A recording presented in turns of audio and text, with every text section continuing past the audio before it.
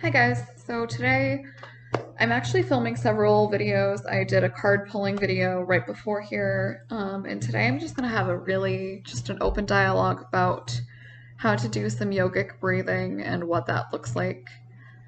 Um, I'm really not gonna get too far into why they're named different things. I'm really not going to get too far into like what the Sanskrit words are, what that symbolism means.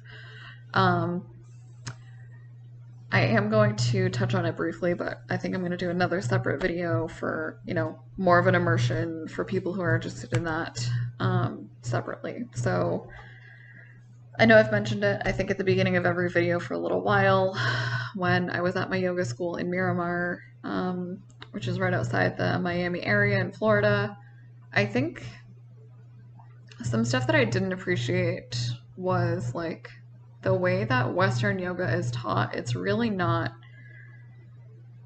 um like enough of the focus is not on meditation. Like when you learn yoga in school, you learn like, okay, do down dog or do butterflies or do whatever like relatively simple poses, but you're not really taught like why you're doing them or what muscle groups you're assisting with, how your diaphragm's moving, or what the emotional release from that is supposed to bring as well.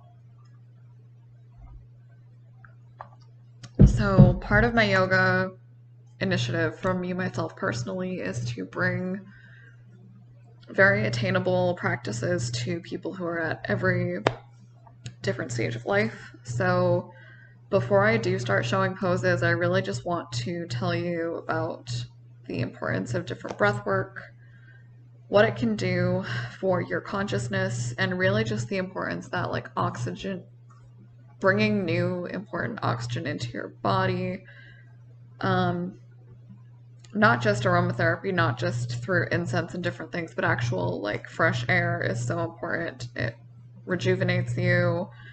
It makes everything else you're doing that day better. You'll be in a better headspace. And I'll do some more work on it, really articulating that in just a few minutes. But so I think that we all know, we're told from a very, early on in life, most of us, is like the importance of taking a deep breath, the importance of like at least taking that minute to have a headspace where you're, um, you know, when you're going a mile a minute, having the anxiety, having the different experiences that you might be having throughout the day, the first thing anybody will say to you, um, is, well, like, do a couple deep breaths, take a step back, maybe have a seat if you've been standing, maybe stand up if you've been sitting for too long. Like, try and have some momentum.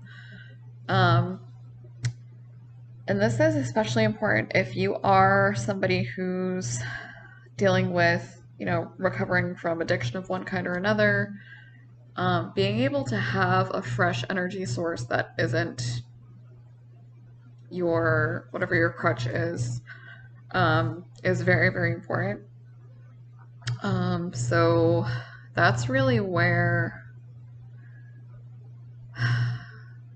it's overused. It's something you'll hear every day throughout commercials, throughout different TV shows and sitcoms. It's like, a body at rest tends to stay at rest, and a body in motion tends to stay in motion.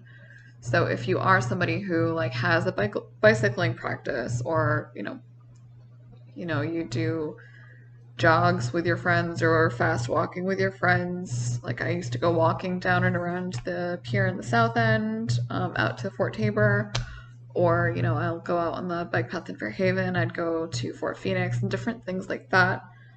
Just having whatever it is, having those regular walks, having those faster pace. If you're running, that's great. Um, if you're doing cardio at the gym, that's great. That's not to be underestimated either.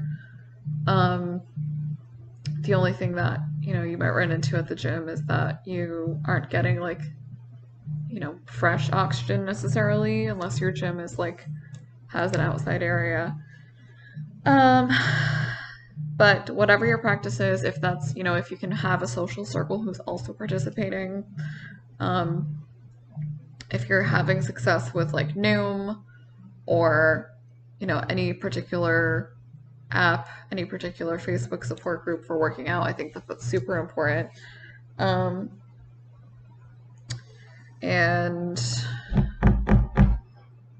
I'm just gonna pause for a second. I'm really trying to get better at pacing myself because I think that I just get a little bit fidgety when I'm filming. I feel like I get a little bit long-winded.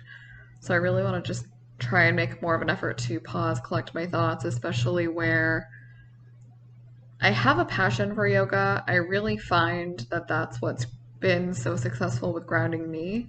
And I'm really trying to figure out that happy medium of for some reason, being out of the habit of I haven't made tons and tons of new videos for a super long time. I took a long time away from uploading anything. So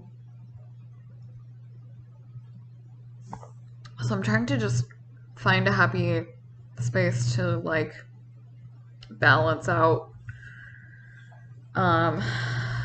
being clear and concise and also being, having some of that humor and elevated,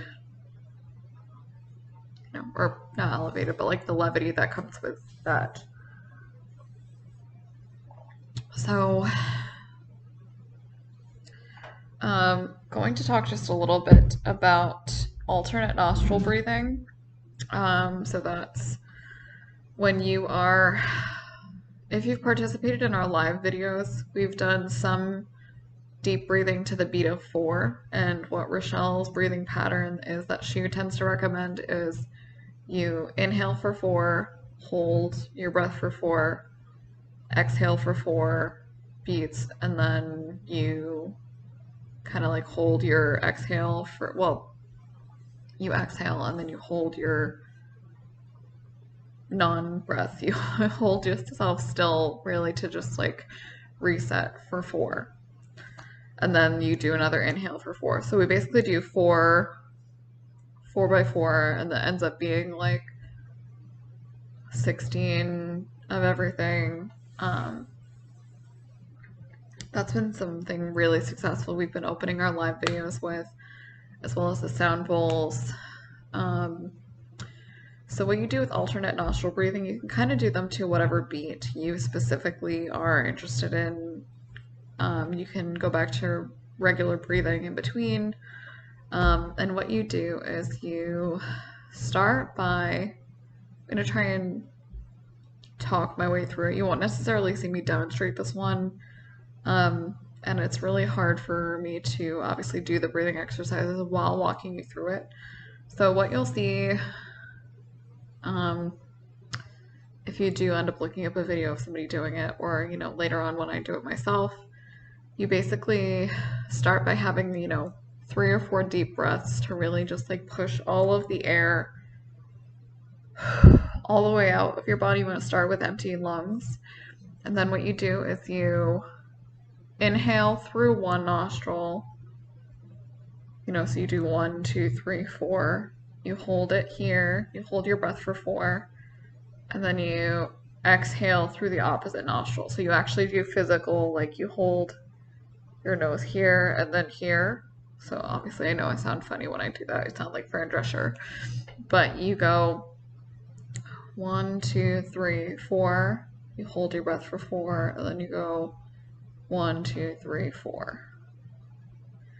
And then the way that you continue is you're not always inhaling through one nostril and you're not always exhaling through the other nostril. You're basically exhaling through one nostril, inhaling through that same nostril, holding it for 4, and then you're exhaling for 4 again.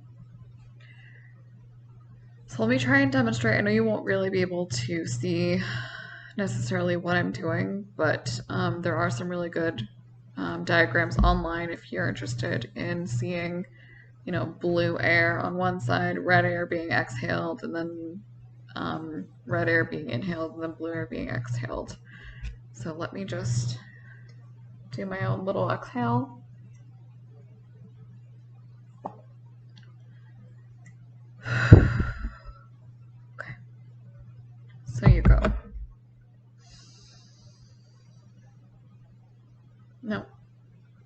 already messed up. That'll be a blooper. So you hold your right nostril, because I was only breathing in, but you won't see that on YouTube. So I'm trying to like really walk you through. You hold 1, 2, 3, 4. You hold here, and then you. So it would be 1, 2, 3, 4. 1, 2, 3, 4. 1, 2, 3, 4 out, and then hold 1, 2, 3, 4 in, 1, 2, 3, 4 hold, and then 1, 2, 3, 4 exhale. So I'm going to try that one more time without walking you through it. So you go.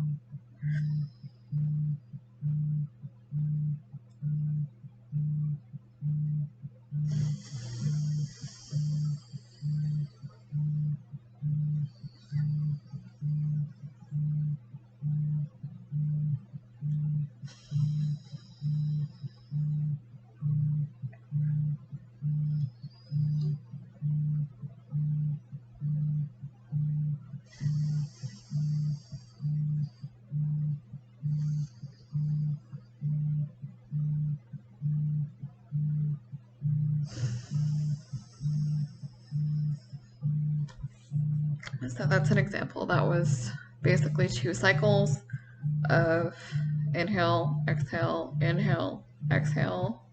You kind of breathe in, I would say it's sort of like a zigzag. The other breathing exercise I kind of wanted to showcase to you, it's a little bit abnormal as well, is called Kapalabhati breath. And this is kind of hard to, I'm going to try and zip back just a little bit to kind of show you what that will be doing. I'm not going to, show a bunch of skin or anything, but you basically like, you're exhaling to the point where it's like you're pushing your stomach and your lungs are exhaling to the point where your diaphragm will be doing these relatively sharp or abrupt contraction, not sharp. Sharp is not a good sound word. So you'll basically be, the way we learn this in yoga school is you're going to be exhaling to do 8 exhales and then 10 exhales, because this is an abnormal breathing process for some people. It really does take a little bit to get used to. So you go,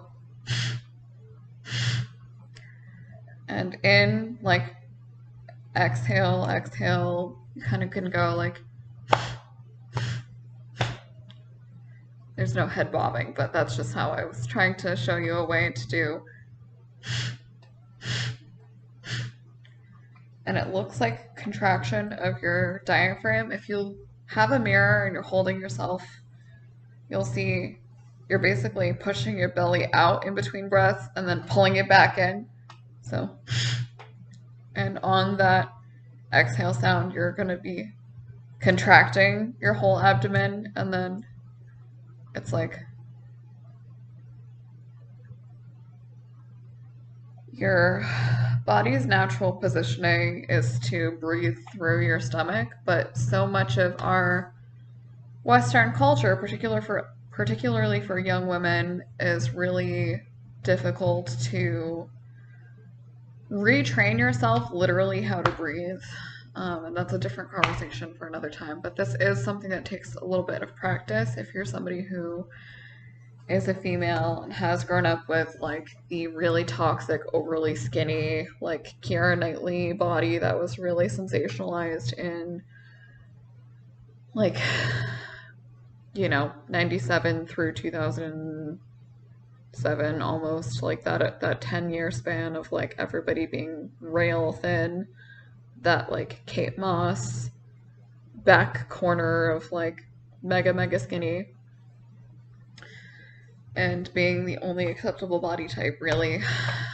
So you're basically, theoretically, if you want to do this with me, it would be, you do a couple of deep breaths. You want to, again, start by doing a couple of regular deep breath cycles. So you go inhale, inhale,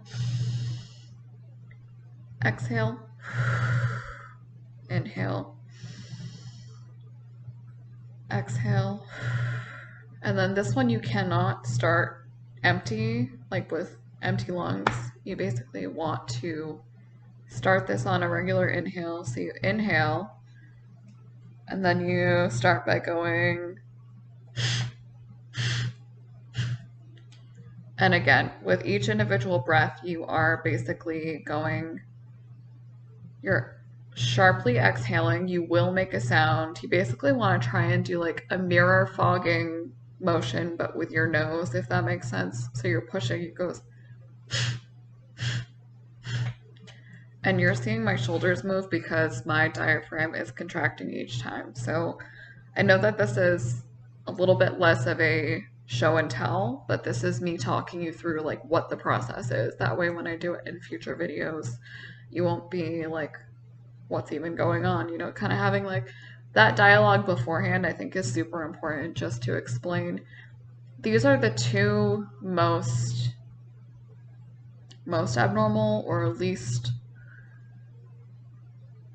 known, I don't know, but these really do take some getting used to, so that's why I wanted to have the dialogue beforehand.